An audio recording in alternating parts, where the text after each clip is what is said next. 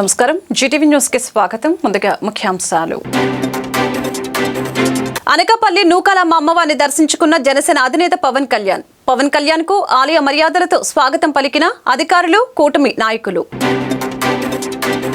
పౌర గ్రంథాలయంలో జర్నలిస్టుల ఆధ్వర్యంలో జరిగిన రామోజీరావు సంతాప సభ.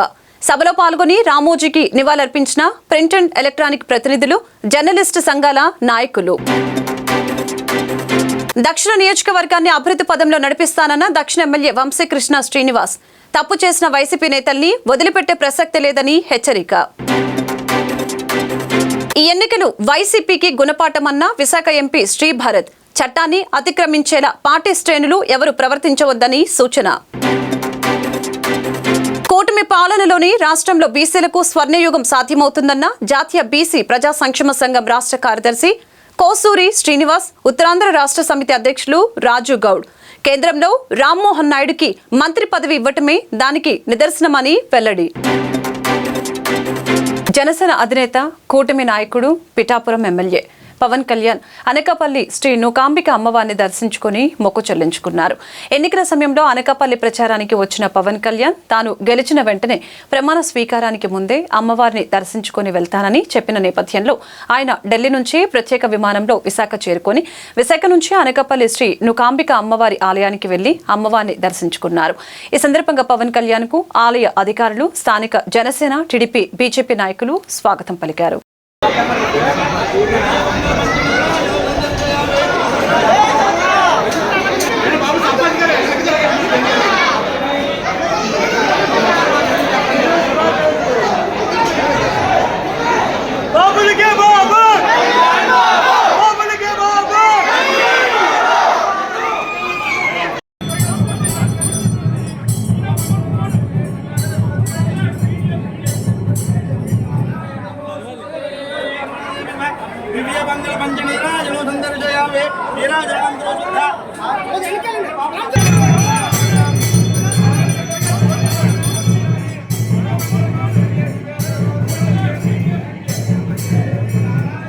ఈనాడు గ్రూప్ సంస్థల అధినేత చెరుకూరి రామోజీరావుకు విశాఖ జర్నలిస్టులు ఘన నివాళులర్పించారు. HTV channel executive editor Satyanarayanaraju, vision దినపత్రిక బ్యూరో రవికాంత్ ఆధ్వర్యంలో విశాఖ పౌర గ్రంథాలయంలో సోమవారం రామోజీ సంతాప సభ నిర్వహించారు. ఈ సందర్భంగా లీడర్ దినపత్రిక సంపాదకులు వివి రమణమూర్తి, జాతీయ జర్నలిస్టు సంఘం జాతీయ కార్యదర్శి గంట్ల శ్రీనుబాబు, విజన్ సంపాదకులు Shivashankar, Samacharam Veerabhadrarao, Eruka Narayana, vision Ravikanth, Indian Express Janardhan, crime reporter association వ్యవస్థాపక కార్యదర్శి ఎంఎస్ఆర్ ప్రసాద్ పాల్గొని మాట్లాడారు. తెలుగు జర్నలిజం గురించి మాట్లాడాలంటే రామోజీ గురించి చెప్పుకోవాలని తెలిపారు. ఈనాడు సామాన్యుల గుండె చప్పుడుగా మారిందంటే అది రామోజీ కృషే కారణమని కొనియాడారు.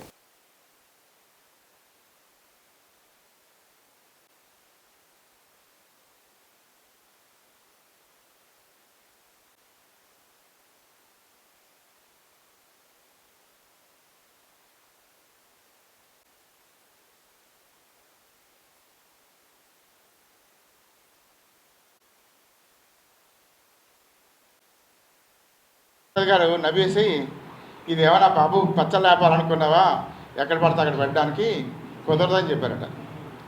అట్లాగా ఆయన మైండ్లో మాత్రం ఉండిపోయింది, ఇది ఎలాగైనా విశాఖపట్నంలో ఎడిషన్ పెట్టాలి, పెడితే విశాఖపట్నం ఈ చుట్టుపక్కల ప్రాంత బరంపురం వరకు పత్రికని సకాలంలో అందించవచ్చు అనే ఆలోచనతో ఆయన ముందడుగు వేసి విశాఖపట్నంలో ఈనాడు పత్రికా కార్యాలయాన్ని ప్రారంభించడం జరిగింది. అయితే ఏదైతే రామోజీరావు గారు అధ్యయనం చేసి దాన్ని ఏమనుకున్నారో అది కార్యరూపం దాల్చేసరికి అనుకున్న దానికన్నా ఎక్కువ స్పందన లభించింది ప్రజల నుంచి. అప్పటికేంటి ఈనాడు అనేది ఒక నవసమాజం తెలియజేసుకుంటూ ఈనాడు సంస్థల అధినేత రామోజీరావు గారికి ధన్యవాదాలు అర్పించుకుంటూ ప్రత్యేకంగా రామోజీ గారి జీవితం భవిష్యత్ తరాలకు ఆదర్శనీయం. ఇందాక మాట్లాడినట్టు వీరభద్రరావు గారు ఇతర పెద్దలు చెప్పినట్టు ఒక సాధారణ రైతు కుటుంబంలో జన్మించి అంచెలంచెలుగా ప్రపంచంలోనే పేరు ప్రతిష్టలకు సంబంధించిన ఏకైక వ్యక్తి. బహుశా నేను పుట్టిన తర్వాత ఒక పత్రికాధినేత చనిపోతే రాష్ట్రపతి ప్రధానమంత్రితో పాటు వివిధ దేశంలో ఉన్న అందరు ప్రముఖులు కూడా స్పందించిన సందర్భం ఇదే అనుకుంటా. ఎంతోమంది ఉన్నప్పటికీ కూడా రామోజీ గారు అటువంటి చెరగన ముద్ర వేశారు. కృషి, పట్టుదల, సహనం, ఓర్పు ఇవన్నీ కూడా ఆయన సొంతం చేసుకొని ఏ రోజు కూడా రాజీ లేని పోరాటం చేసి తన పత్రికను ఏ విధంగా అంచెలంచెలుగా ముందుకు తీసుకెళ్లాలని చెప్పేసి పేర్కొన్నారు. స్వతహాగా నాకు తెలిసినంత వరకు కూడా, ఎందుకంటే ఇప్పుడు ప్రజెంట్ మా ఆంధ్రప్రభ ఎడిటర్ ఈనాడులో 3 దశాబ్దాలు చేశారు. ఆయన ఇప్పుడు మాకు ఆంధ్రప్రదేశ్ ప్రత్యేకంగా ఎడిటర్ అనమాట. అటువంటి ఆయన చెప్తూ ఉండేవారు చాలా సందర్భాల్లోనే. మేము కలిసినప్పుడు కూడా దక్షిణ నియోజకవర్గాన్ని అగ్రపదంలో నడిపిస్తామని ఎమ్మెల్యే వంశీకృష్ణ శ్రీనివాస్ హామీ ఇచ్చారు. శివాజీపాలెంలోని ఆయన స్వగృహంలో సోమవారం కార్పొరేటర్ బీసెట్టి వసంతలక్ష్మి దంపతులతో కలిసి మీడియాతో మాట్లాడారు. తమ పార్టీ అధినేత పవన్ కళ్యాణ్ సూచించినట్లు నిత్యం ప్రజలతోనే ఉంటామని, ప్రజల ఆకాంక్షల్ని నెరవేరుస్తామని తెలిపారు. కళ్యాణ మండపాలు, రైతు బజార్లు నిర్మాణాలు చేపడతామని, పోర్టు యాజమాన్యంతో మాట్లాడి కాలుష్య నియంత్రణకు చర్యలు చేపడతామని తెలిపారు. వెంకటేశ్వర మెట్ట వంటి ప్రాంతాల అభివృద్ధికి పాటుపడతామని తెలిపారు. వైసీపీ అధపాతాళానికి వెళ్లిపోవడానికి సజ్జల ధనుంజయ రెడ్డి లాంటి వారే కారణమని, సీనియర్లు బొత్స వంటి నేతలుండగా జగన్ వారినే సంప్రదించేవారని గుర్తు చేశారు. ఏయూను వైసీపీ కార్యాలయంగా మార్చేసిన వారిపై చర్యలు తీసుకోవాలని, అక్కడ ఏర్పాటు చేసిన ముళ్ల కంచెను తొలగిస్తామని తెలిపారు. మాజీ ఎంపీ ఎంవీవీపై తమకు నిత్యం ఫిర్యాదులు ఉంటాయని తెలిపారు. వాటిపైన దృష్టి సారిస్తామని తెలిపారు. మేయర్ పదవిని కూటమి పార్టీలు సొంతం చేసుకుంటాయా అన్న మీడియా ప్రశ్నకు వంశకృష్ణ సమాధానమిస్తూ, తినబోయేదానికి రుచి చూడటం ఎందుకు అంటూ చెప్పుకొచ్చారు.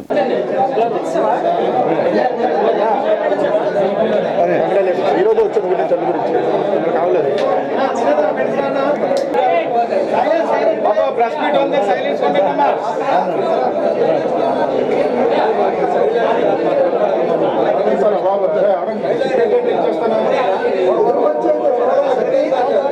నా మీద విమర్శలు చేసిన ప్రతి ఒక్కరికి నేను ఆన్సర్ చేస్తాను.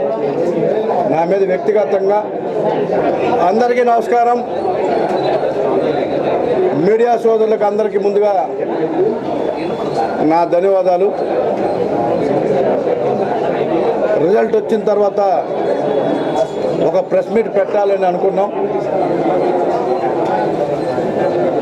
కొంచెం జనం ఎక్కువ వల్ల కొంచెం లేట్గా పెట్టడం జరిగింది. విశాఖపట్నం దక్షిణ ప్రజలకి శిరస్సు వంచి మనస్ఫూర్తిగా ధన్యవాదాలు తెలియజేస్తూ, రాష్ట్ర చరిత్రలో కనివిని ఎరగని రీతిలో నాకు ఓటు పర్సంటేజ్ ఇచ్చినందుకు వాళ్ళకి ప్రత్యేకమైన ధన్యవాదాలు. నాకు ఇంకా బాధ్యత పెంచారు వాళ్ళు. ఆ బాధ్యతను నెరవేరుస్తానని చెప్పేసి వాళ్ళకి హామీ ఇస్తూ, ఈ రాష్ట్రంలో ఏ నియోజకవర్గంలో కూడా చేయని విధంగా నేను వర్క్ చేసి పవన్ కళ్యాణ్ గారి దగ్గర, చంద్రబాబు నాయుడు గారి దగ్గర మంచి పేరు తెచ్చుకుంటాను. పవన్ కళ్యాణ్ గారి యొక్క ఆశయాల కోసం ఆయన ఏ విధంగా నా మీద ఎక్స్పెక్టేషన్ పెట్టుకొని ఇచ్చారో అదేవిధంగా నేను గిఫ్ట్గా ఆయనకి ఇవ్వడం జరిగింది. కాబట్టి రానున్న రోజుల్లో పార్టీ కోసం, ఆయన ఆశయాల కోసం నేను పనిచేస్తానని చెప్పేసి మా బాస్కు హామీ ఇస్తూ, ముఖ్యంగా సౌత్ నియోజకవర్గంలో ఇవాళ జగదాంబ సెంటర్ నుంచి పాత పోస్ట్ ఆఫీస్ ఉన్న రోడ్డు చాలా ఇబ్బంది పడుతూ ఉన్నారు. ఆ రోడ్ని అతి త్వరలోనే కంప్లీట్ చేయమని చెప్పేసి చెప్పడం జరిగింది. అది చేస్తారు. అలాగే నేను ఒక మెయిన్ హామీ ఇవ్వడం జరిగింది. కొబ్బరి తోట నుంచి పెరీ రోడ్డు వరకు, అంటే దాదాపు పోర్ట్ వరకు ఉన్నటువంటి ఆ డ్రైనేజీని ఆధునీకరించి కాలుష్యం నుంచి కాపాడుతానని చెప్పడం జరిగింది. అది అతి త్వరలోనే నేను ఆల్రెడీ పోర్టు వాళ్ళతో మాట్లాడాను. జిఎంసీ ద్వారా దాని ప్రపోజల్ పెట్టించి ఓల్డ్ సిటీని కాలుష్యం నుంచి కాపాడడంలో 100% అది ఉపయోగపడుతుంది. గ్రీనరీ పెంచి అటు పార్క్ లాస్ట్ వరకు కూడా పార్కులో తయారు చేసి గ్రీనరీ పెంచుతాం. అలాగే చాలా కళ్యాణ మండపాలు అడిగారు. నేను ఒక హామీ ఇచ్చాను వాళ్ళకి, ఒక రైతు బజార్ని ఆ నియోజకవర్గంలో పెడతానని. అది కూడా చేసి తీరుతాం. అలాగే కళ్యాణ మండపాలు, దోబీ ఘాట్లు, under ground drainage system, water problem ఇవన్నీ కూడా నేను హామీ ఇవ్వడం జరిగింది. అవన్నీ కూడా రేపు ప్రమాణ స్వీకారం చేసి వచ్చిన తర్వాత ఇచ్చిన ప్రతి హామీ దగ్గరికి వెళ్ళి ప్రతి ఒక్కటి కూడా చేస్తానని చెప్పేసి మీ ద్వారా వాళ్ళకి తెలియజేస్తా ఉన్నా. ఇకపోతే ఈ అద్భుతమైన అవకాశాన్ని ఈ రాష్ట్ర ప్రజలు ఎంత సైలెంట్గా ఉమ్మడి అభ్యర్థులను గెలిపించారో మీరందరూ కూడా చూశారు. నేను గతంలో చాలాసార్లు చెప్పా, ప్రెస్ మీట్లో చెప్పా ఎలా ఉండబోతుందని. అంతకంటే ఇంకా ఎక్కువగానే వచ్చింది తప్ప ఎక్కడా కూడా తగ్గలేదు. ఇవాళ మీరు చూస్తే అభివృద్ధికి ఓటేశారు, ఈ రాష్ట్ర ప్రజల సంక్షేమం కోసం ఓటేశారు. ఈ రాష్ట్ర ప్రజలందరూ కూడా ఈ ఎన్నికల ఫలితం వైసీపీ నేతలకు గుణపాఠం కావాలని విశాఖ ఎంపీ శ్రీ భరత్ తెలిపారు. వైసీపీ అరాచక పాలనపై అలుపెరగని పోరాటం సాగించిన స్వర్గీయ రామోజీని కొనియాడారు. చట్టాన్ని అతిక్రమించేలా ఎవరు ప్రవర్తించవద్దని పార్టీ నాయకులకు, కార్యకర్తలకు శ్రీ భరత్ విజ్ఞప్తి చేశారు. ఎంపీ ఎన్నికైన తర్వాత తొలిసారిగా విశాఖకు వచ్చిన ఆయన ఎంబీపీ కాలనీలో ఉన్న తన పార్టీ కార్యాలయంలో తెలుగుదేశం, జనసేన, బీజేపీ నాయకులు, కార్యకర్తలు హాజరై అభినందనలు తెలిపారు. ఈ సందర్భంగా ఈనాడు అధినేత రామోజీరావుకి సంతాపం తెలిపి 2 నిమిషాల పాటు తెలుగుదేశం పార్టీ నేతలు, కార్యకర్తలు మౌనం పాటించారు. అనంతరం ఆయన మాట్లాడారు. వైసీపీ అరాచక పాలనపై అలుపెరగని పోరాటం రామోజీ చేశారని శ్రీ భరత్ కొనియాడారు. తెలుగు జాతి ఒక మహోన్నత శిఖరాన్ని కోల్పోయిందని ఈ సందర్భంగా ఆయన అన్నారు. ప్రజాక్షేమం కోసం, రాష్ట్ర అభివృద్ధి కోసం పత్రికా రంగం ద్వారా విశేష కృషి చేశారని ఆయన అన్నారు.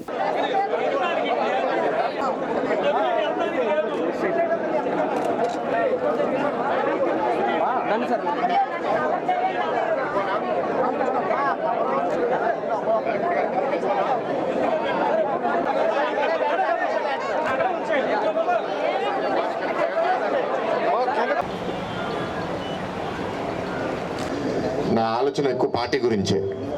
ఎందుకంటే ఇక్కడ 7 స్థానాలు ఒక 5,000తో అన్నా ప్రతి నియోజకవర్గం గెలుస్తా అనే ధైర్యంలో ఉన్నాను. కానీ 115 సీట్లతో కూటమి గెలిస్తే నాకైతే తృప్తి ఉండేది కాదు. అండ్ పరిపాలన కూడా మనం అంత బలంగా ఇవ్వడానికి అవకాశం కూడా ఉండేది కాదు అనేది ఒక భావన అయితే ఉండింది. అండ్ ఇంకోటి అనుకున్నాను, ఈ 5 సంవత్సరాల పాలన చాలా దుర్మార్గం అని నేను భావించాను. మన సాటి నాయకులు చాలామంది భావించారు. కాదు, మనకు తెలిసింది సమాజం కూడా అది అలాగే అనుకుంటుందా, లేకపోతే పోటీ చేసే అభ్యర్థులు, కార్యకర్తలు మాత్రమే అనుకుంటున్నారా అనే అనుమానం కూడా నాలో ఉండింది. ఎందుకంటే చాలా ఓటు సైలెంట్గా పడింది, ఎవరు బయటపడలేదు వాళ్ళ మనసులో ఏముంది అనేది. సో రకరకాల ఆలోచనలు. అండ్ ఇంకోటి ఏమనుకున్నానంటే 100తో 110తో గెలిస్తే ప్రజలు గుర్తించలేదు, అంత ఉత్సాహం ఉండేది కాదు. ఈ పార్టీలో ఉంటాయి, ఎందుకంటే రాజకీయ పార్టీ అనేది ఇబ్బందులు ఉంటాయి. కానీ అహంకారం ఎప్పుడైనా ఎక్కువగా పెరిగిపోతే దానికి ప్రజల తీర్పు అనేది మన ఒక్క రాష్ట్రంలో కాదు, ఇతర రాష్ట్రాల్లో కూడా మీరు చూశారు. సో అదందరూ మనం గుర్తుపెట్టుకుందామండి. మనం ఏమి వాళ్ళ 164 వచ్చిందని అంతేమీ ఎక్సైట్ అవ్వాల్సిన అవసరం లేదు. అదొక గొప్ప బాధ్యతగా నేను భావిస్తున్నాను. చాలా బరువు పెట్టారు. నేను బయట చాలా మంది 1,50,000తో నువ్వు గెలుస్తున్నావు అంటే నా మనసులో 2.5-3 అవుతుందిలే అనుకున్నాను, కానీ బయట చెప్పలేదు అక్కడ. కానీ ఎక్కడ 5 లక్షలని నేనైతే ఊహించలే, అసలు ఊహించలే. అదే అన్నా సరే, అదే అండి వెలగపూడి గారు అన్నట్టు మా అందరి మీద బరువు అనేది బాగా పెరిగింది. తప్పకుండా బరువు తగ్గట్టుగా మేము పనిచేస్తాం. ఈ గత 10 రోజులుగా వారంగా కొన్ని నోటీస్ చేసాం. ఏం నోటీస్ చేసామంటే, ఒకటి, కొందరు చట్టం వాళ్ళ చేతిలోపలికి తీసేసుకుంటున్నారు. వాళ్ళందరినీ కోరేది ఏంటి అంటే, మీరేమీ అతి తొందరపడద్దు, వాళ్ళు చేసేది ఏమి మనం మర్చిపోము. వాళ్ళు ఎవ్వరు ఎక్కడికి ఎస్కేప్ అవ్వరు. ఎవరైతే తప్పు చేశారో వాళ్ళకి చట్టబద్ధ. రాష్ట్రంలోని బీసీల అభివృద్ధి చంద్రబాబు, పవన్ కళ్యాణ్తోనే సాధ్యమని కేంద్ర మంత్రివర్గంలోకి రామ్మోహన్ నాయుడిని తీసుకుని ఉత్తరాంధ్రకు బీసీలకు పెద్దపీట వేశారని జాతీయ బీసీ ప్రజా సంక్షేమ సంఘం రాష్ట్ర కార్యదర్శి కోసూరి శ్రీనివాసరావు, ఉత్తరాంధ్ర రాష్ట్ర సమితి అధ్యక్షుడు రాజుగౌడ్ తెలిపారు. ఈ సందర్భంగా ఆదివారం 38వ వార్డు పరిధిలోని బీసీ సంక్షేమ సంఘ కార్యాలయంలో నిర్వహించిన బీసీల సమావేశంలో వారు మాట్లాడారు. చంద్రబాబు నాయుడు ప్రభుత్వంలో రానున్న కాలంలో రాష్ట్రంలోని బీసీలు అభివృద్ధి చెందుతారని అభిప్రాయపడ్డారు. కూటమి పాలనలో రాష్ట్రానికి పూర్వ వైభవం వస్తుందని తెలిపారు. ఈ కార్యక్రమంలో 38వ వార్డు జనసేన నాయకులు దనాలకోట శ్రీకాంత్ తదితరులు పాల్గొన్నారు. శ్రీనివాసరావు అండి, ఆల్ ఇండియా బీసీ ప్రజా వెల్ఫేర్ అసోసియేషన్ రాష్ట్ర కార్యదర్శిని. నేను ఈరోజు సౌత్ నియోజకవర్గంలో వంశీకృష్ణ గారు గెలుపొందినందుకు గాను నా పూర్తి శుభాకాంక్షలు తెలుపుకుంటున్నానండి. అలాగే ఉత్తరాంధ్ర శ్రీకాకుళం జిల్లా ఎంపీగా ఎన్నికైనటువంటి కింజరపు రామ్మోహన్ నాయుడు గారికి మా బీసీ సంఘం తరపున ప్రత్యేక శుభాకాంక్షలు తెలుపుకుంటున్నామండి. అలాగే ఈరోజు మా కింజరపు ఎర్రమనాయుడు గారికి కేంద్ర మంత్రిగా హోదా ఇచ్చినందుకు ప్రత్యేకంగా మన నారా చంద్రబాబు నాయుడు గారికి అట్లే పవన్ కళ్యాణ్ గారికి నా హృదయపూర్వక ధన్యవాదాలు తెలుపుకుంటూ మా బీసీ సంఘం వాళ్ళకి చట్టసభల్లో ప్రత్యేక హోదాలు మరిన్ని కల్పించాలని కోరుకుంటూ వినవించుకుంటూ సెలవు తీసుకుంటున్నానండి. నా పేరు రాజు గౌడ్ అండి, ఉత్తరాంధ్ర రాష్ట్రీయ సమితి వ్యవస్థాపక అధ్యక్షుడిని. ఈరోజు కోసూరి శ్రీనివాసరావు గారు రాష్ట్ర కార్యదర్శి బీసీ సంఘం తరఫున ఈరోజు ఈ కార్యక్రమం ఏర్పాటు చేయడానికి గల ముఖ్య కారణం ఏంటంటే, బీసీల అభివృద్ధి ఆంధ్రప్రదేశ్ రాష్ట్రంలో మన నారా చంద్రబాబు నాయుడు గారు పవన్ కళ్యాణ్తో సాధ్యమని మేమందరం భావిస్తున్నామండి. మా సౌత్ నియోజకవర్గం కూడా బీసీ టైగర్ అయినటువంటి వంశీకృష్ణ శ్రీనివాస్ గారికి అఖండ మెజారిటీ ఇచ్చాము. అదేవిధంగా రాష్ట్రంలోనే నెంబర్ 1 ఎమ్మెల్యే 70.5% స్ట్రైక్ రేట్ వచ్చింది. ఈరోజు రాష్ట్రంలో నెంబర్ 1. అదేవిధంగా ఈరోజు ఎవరైతే కింజరపు రామ్మోహన్ నాయుడు గారు ఉన్నారో, ఎర్రనాయుడు గారి అబ్బాయి రామ్మోహన్ నాయుడు గారికి కేంద్ర మంత్రి పదవి డైరెక్ట్గా క్యాబినెట్ హోదా ఇవ్వడం అనేది చంద్రబాబు నాయుడు గారికి బీసీ ప్రజా వెల్ఫేర్ సంఘం తరఫున శుభాకాంక్షలు, ధన్యవాదాలు తెలుపుకుంటున్నాం. పవన్ కళ్యాణ్ గారికి కూడా ఆయన గతసారి కూడా ఎర్రనాయుడు గారికి అవకాశం ఇచ్చారు. మా ఉత్తరాంధ్ర వెనకబడిన ప్రాంతం, మా ఉత్తరాంధ్ర బీసీలకి అవకాశం కల్పించారు. మళ్ళీ ఈ ప్రభుత్వంలో కూడా కేబినెట్ హోదా కలిగిన కేంద్ర మంత్రి పదవికి రామ్మోహన్ నాయుడు గారికి ఇవ్వడానికి అందువల్ల మేమందరం ఆనందిస్తూ ఈరోజు ఇక్కడ ఈ కార్యక్రమం ఏర్పాటు చేశాం. కోసూరి శ్రీనివాసరావు గారి ఆధ్వర్యంలో మేము రామ్మోహన్ నాయుడు గారు వైజాగ్ వచ్చినన్నే కోసూరు శ్రీనివాసరావు గారి ఆధ్వర్యంలో మా ఎమ్మెల్యేలకి అదేవిధంగా రామ్మోహన్ నాయుడు గారికి కూడా బీసీ సంఘం తరఫున మేమందరం కూడా సన్మానం కూడా చేయబోతున్నాం భారీ ఎత్తునని తెలియజేసుకున్నాం. Thank you very much sir. నమస్కారం అండి, నా పేరు దనాలకోట శ్రీకాంత్. మేము సౌత్ కాన్స్టిట్యున్సీ నుంచి మాట్లాడుతున్నాం. అదేవిధంగా ఈసారి మన ఉమ్మడి అభ్యర్థి అయినటువంటి మా తెలుగుదేశం, జనసేన, బీజేపీ అభ్యర్థులు అత్యంత మెజార్టీతో గెలిపించినందుకు ముఖ్యంగా అందరికీ ధన్యవాదాలు తెలియజేస్తున్నాం. అదేవిధంగా యువతని ఎంతో బలోపేతం చేసి యువతని ఈ రాజకీయాల్లోని ముందుకు తీసుకెళ్లే విధంగా మోటివేట్ చేసి యువత ఓటింగ్ శాతం పెంచినందుకు ఈ ప్రభుత్వానికి శుభాకాంక్షలు తెలియజేస్తున్నాం. అదేవిధంగా బీసీ ఉన్నతికి ఎంతో తోడ్పడుతున్న మన చంద్రబాబు నాయుడు గారికి, అదేవిధంగా మన పవన్ కళ్యాణ్ గారికి, అదేవిధంగా మన కేంద్ర ప్రభుత్వం బీజేపీ కేంద్ర ప్రభుత్వానికి ఎంతో ధన్యవాదాలు చెప్తున్నామండి. అదేవిధంగా మా సౌత్ కాన్స్టిట్యున్సీ ద్వారా వంశీకృష్ణ గారిని అత్యంత మెజార్టీతో గెలిపించుకున్నాం. అదేవిధంగా కేంద్ర ప్రభుత్వం ఆధ్వర్యంలో మన రామ్మోహన్ నాయుడు గారికి మంచి మంత్రి పదవి ఇచ్చినందుకు మేము ఎంతో శుభాభినందనలు తెలియజేస్తున్నాం. అదేవిధంగా రాబోయే కాలంలోని మేము జనసేన పార్టీ తరఫున కూడా అత్యంత మంచి పదోన్నతులు మా జనసేన బీసీలకి కలిగజేస్తారని జనసేన తరఫున మేము కోరుకుంటున్నాం. భారతదేశ ప్రధానిగా 3వసారి ప్రమాణ స్వీకారం చేసిన నరేంద్ర మోదీకి శారదా పీఠాధిపతి స్వరూపానందేంద్ర సరస్వతి అభినందనలతో పాటు ఆశీర్వచనాలు తెలిపారు. నేడు పీఠంలో ఆయన విలేకరుల సమావేశం ఏర్పాటు చేసిన నూతన ప్రభుత్వాలపై తన అభిప్రాయాన్ని వ్యక్తం చేశారు. సనాతన హైందవ తత్వాన్ని అయోధ్య రామ మందిరంగా నిలబెట్టిన నరేంద్ర మోదీ భారతదేశాన్ని ఆర్థిక శక్తిగా ప్రపంచానికి దిక్సూచిగా మలిచారని తెలిపారు. దేశ ఔన్నత్యాన్ని ప్రపంచ నలుమూలల చాటి చెప్పిన ఘనత కూడా ఆయనకే దక్కిందని అభిప్రాయం వ్యక్తం చేశారు. అంత గొప్ప ప్రధానికి విశాఖ శారదాపీఠం రాజశ్యామల చంద్రమౌళీశ్వరుల అనుగ్రహం ఎల్లవేళలా ఉంటుందని తెలిపారు. అలాగే రాష్ట్ర అభివృద్ధిలో కూటమి తప్పక విజయం సాధిస్తుందని చెప్పారు. ఈ రోజుల్లో ఎరుకు కంటే మరుపు ఎక్కువ. 2 రాష్ట్రాల నుంచి 7 గవర్నర్లు వచ్చారు. ఒక వార్షికోత్సవంలో Haryana governor, Punjab governor, Telangana governor, ఇక్కడ గవర్నర్లు వచ్చారు. హర్యానా ముఖ్యమంత్రి వచ్చాడు, కేసీఆర్ ముఖ్యమంత్రి వచ్చాడు, ఎంతోమంది ఇక్కడికి వచ్చారు. అలాగే కేంద్ర మంత్రులు వచ్చారు, ఎంతోమంది వచ్చారు. వైఎస్ఆర్సీపీ మినిస్టర్లు, ఎమ్మెల్యేలే రాలేదు. వచ్చినప్పుడల్లా నేను చెప్పాల్సింది ఎప్పుడు కూడా నెగిటివే చెప్తాను. ఎప్పుడు పాజిటివ్ పోగొట్టడం అనేది ఆ లాలస విశాఖ శారదాపీఠానికి లేదు. ఇది ఎవరిని ఆర్జించదు, ఈ చెయ్యి ఎవరిని ఆర్జించదు. ఎప్పుడు ఎలా ఉందో పీఠము భక్తులతోటే పెరిగింది తప్ప రాజకీయ నాయకులతో పెరిగిన పీఠం కాదు ఇది.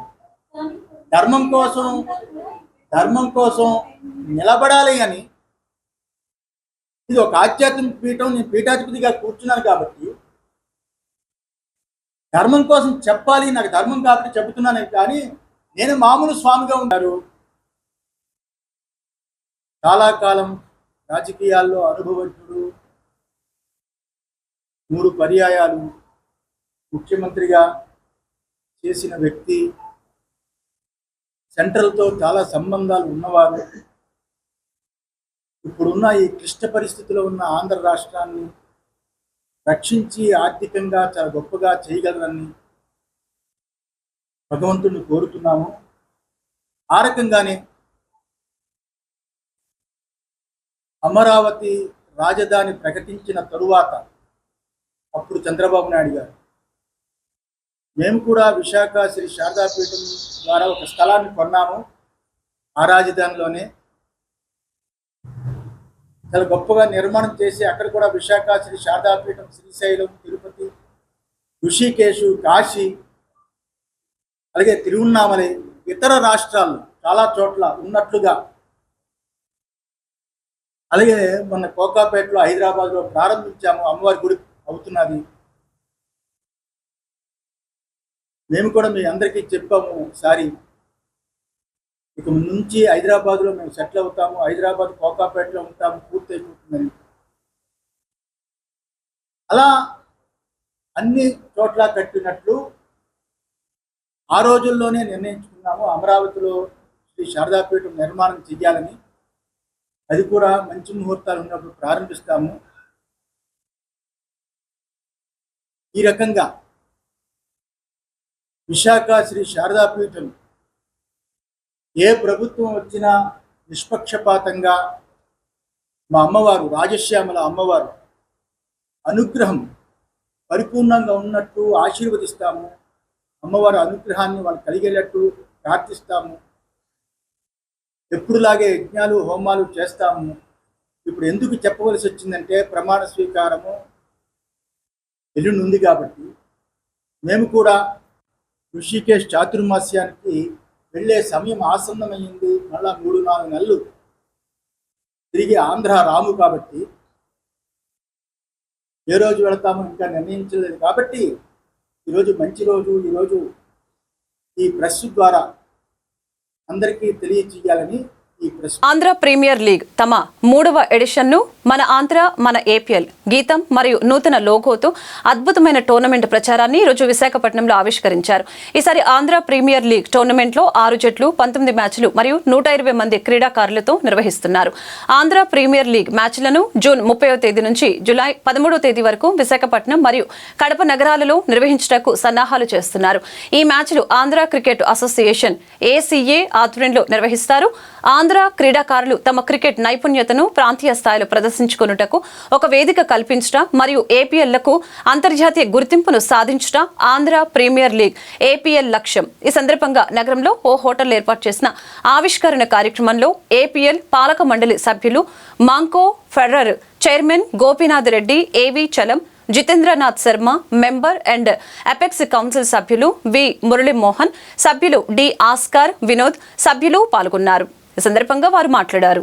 కొంచెం అరౌండ్ ద మ్యాచ్ పేర్లు కూడా పార్టిసిపేట్ చేసిన వీళ్ళకందరికీ కూడా గుడ్ ఆఫ్టర్నూన్ చెప్పుకుంటూ ఈరోజు ఈ పర్టికులర్ ప్రోగ్రామ్ ఇచ్చేసిన ఈ ఏపీఎల్ గవర్నింగ్ కౌన్సిల్ మెంబర్స్, అలానే ఓనర్స్, ఎస్పెషల్లీ ఈ ప్రీమియం లీగ్ 3rd ఇయర్ నడుస్తుంది.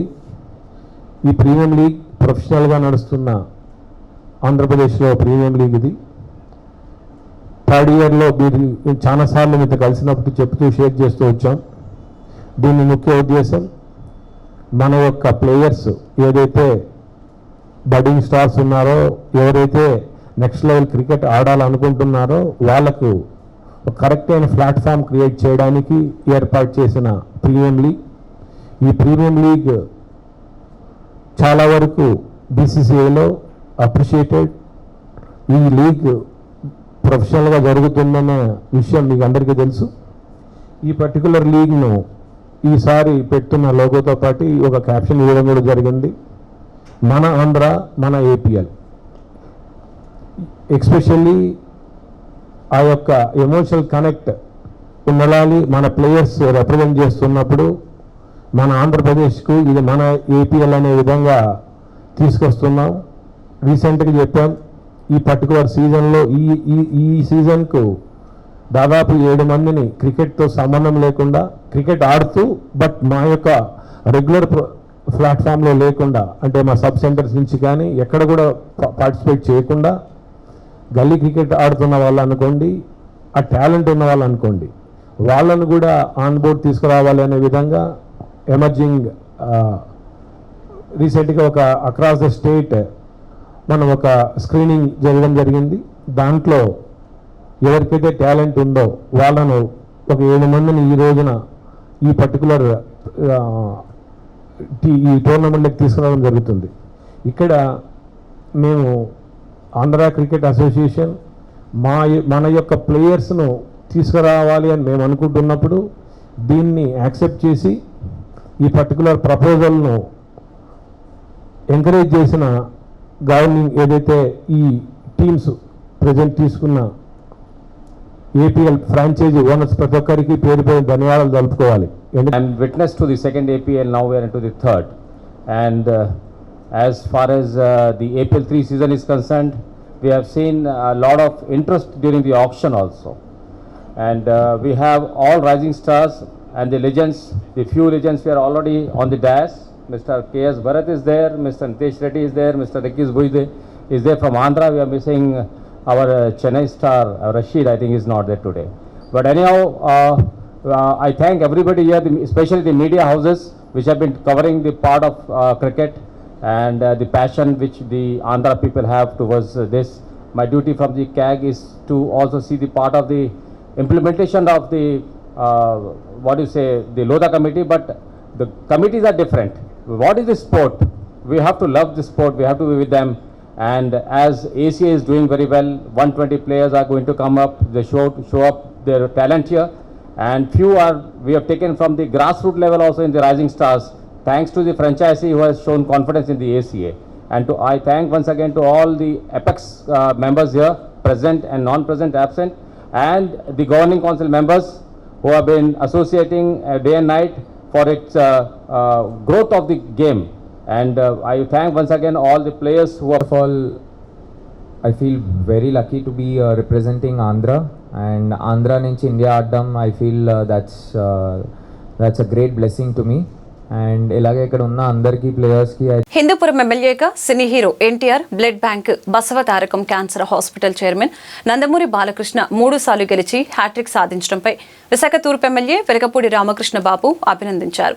ఈ సందర్భంగా ఎంవీపీ కాలనీలోని ఆయన కార్యాలయంలో బాలయ్య బాబు పుట్టినరోజు వేడుకలు అభిమానులు, టీడీపీ నాయకులు, కార్యకర్తల మధ్య ఘనంగా ఏర్పాటు చేసి కేక్ను కట్ చేశారు. అనంతరం ఆయన మాట్లాడారు. బాలయ్య బాబు మరిన్ని శిఖరాలు అధిరోహించాలని, ఆయన తనయుడు మోక్షజ్ఞ కూడా సినీ రంగంలోకి ప్రవేశించాలని వెలగపూడి ఆకాంక్షించారు.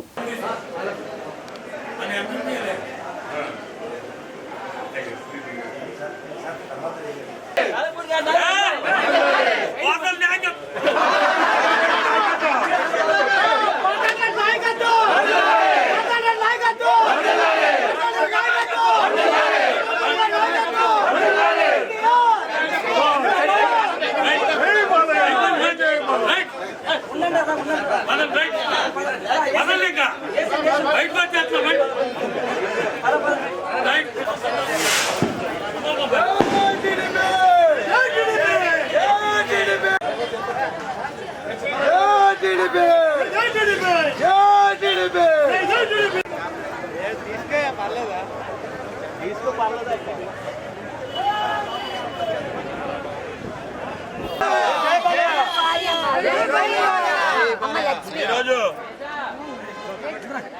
ఆంధ్ర అందాల నటుడు చేతి అన్న నందమూరి తారక రామారావు తనయుడు నందమూరి బాలకృష్ణ గారు జనంతినిగా ఇవాళ విశాఖ తూర్పు నియోజకవర్గ ఎమ్మెల్యే గారు అలాగే అభిమాన సమక్షంలో మహిళల సమక్షంలో కేక్ కటింగ్ చేయడం జరిగింది. అయితే ఏరియాలో కూడా పలు సేవా కార్యక్రమాలు కూడా చేస్తున్నాం. ఇలా బాలకృష్ణ గారు ఎన్నో పుట్టినరోజు చేసుకోవాలని చెప్పి మనస్ఫూర్తిగా కోరుకుంటున్నాం.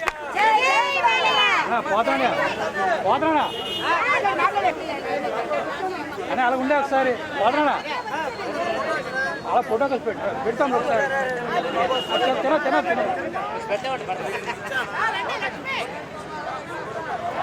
2047 నాటికి అభివృద్ధి చెందిన భారతదేశాన్ని తీర్చిదిద్దటమే ప్రధాని నరేంద్ర మోదీ లక్ష్యమని భారతీయ జనతా పార్టీ పెందుర్తి అసెంబ్లీ నియోజకవర్గం కన్వీనర్ గొర్లె రామునాయుడు, టీడీపీ మండల పార్టీ అధ్యక్షులు కరక దేముడు అన్నారు. మూడోసారి ప్రధానిగా నరేంద్ర మోదీ ఢిల్లీలో బాధ్యతలు చేపట్టిన సందర్భంగా పెందుర్తి కూడలిలో బీజేపీ శ్రేణులు సంబరాలు జరుపుకున్నారు. కన్వీనర్ గొర్లె రామునాయుడు ఆధ్వర్యంలో ఆ పార్టీ నాయకులు, కార్యకర్తలు పెద్ద సంఖ్యలో పెందుర్తి కూడలి వద్ద ర్యాలీ చేపట్టారు. మోడీ జిందాబాద్ అంటూ పెద్ద ఎత్తున నినాదాలు చేశారు.